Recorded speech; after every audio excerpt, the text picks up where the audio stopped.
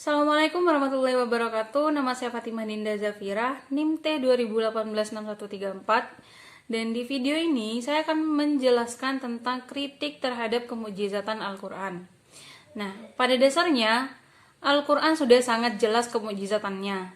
Namun, masih saja ada hal yang dipertentangkan, dipermasalahkan, bahkan dikritik oleh sebagian ulama.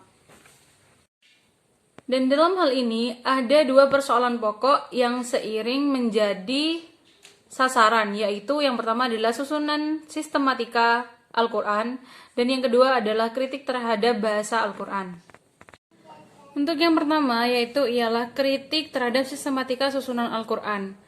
Penilaian orang atau sebagian ulama mengatakan bahwasanya sistematika susunan Al-Quran itu tidak runtut, tidak berurutan, tidak berkesinambungan satu sama lain.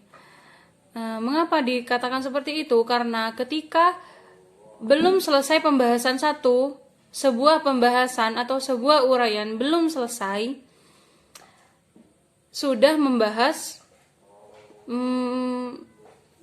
hal lainnya yang tidak berkesinambungan dengan pembahasan yang sebelumnya.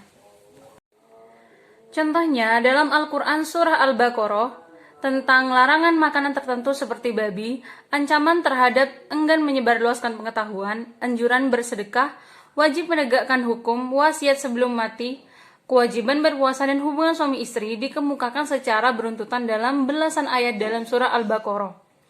Ini menjadi alasan untuk mengkritik Al-Quran. Memang tidak ada penjelasan khusus dari Rasulullah berkenaan dengan pertimbangan dalam penempatan ayat demi ayat. Penyusunan Al-Quran tidak berdasarkan pada masa atau tahapan turunnya, tapi disusun oleh Allah Subhanahu wa Ta'ala berdasarkan pertimbangan, atau lebih tepat dikatakan berdasarkan keserasian hubungan ayat-ayat dan suratnya. Kemudian yang kedua, kritik terhadap bahasa Al-Quran. Meskipun bukti-bukti akan keindahan bahasa Al-Quran ini tidaklah sedikit, namun hal ini tidak bisa menutup akan adanya orang-orang yang merasa belum puas akan bahasa Al-Quran yang sering kali dikatakan tidak sesuai.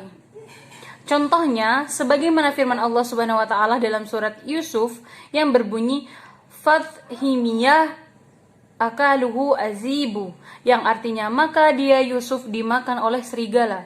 Kata Fathimiyah akaluhu yang diterjemahkan dengan makan, ia dimakan menurut mereka seharusnya faftarasuhu, yakni diterkam.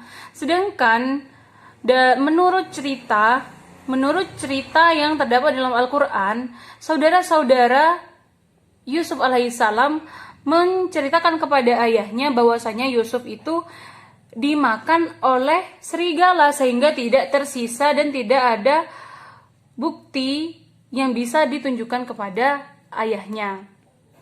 Sedangkan oleh para ulama atau sebagian orang yang mengatakan, yang mengkritik bahasa Al-Quran ini tidak tepat, mengatakan bahwasanya kata dimakan itu lebih sesuai apabila diganti dengan kata diterkam.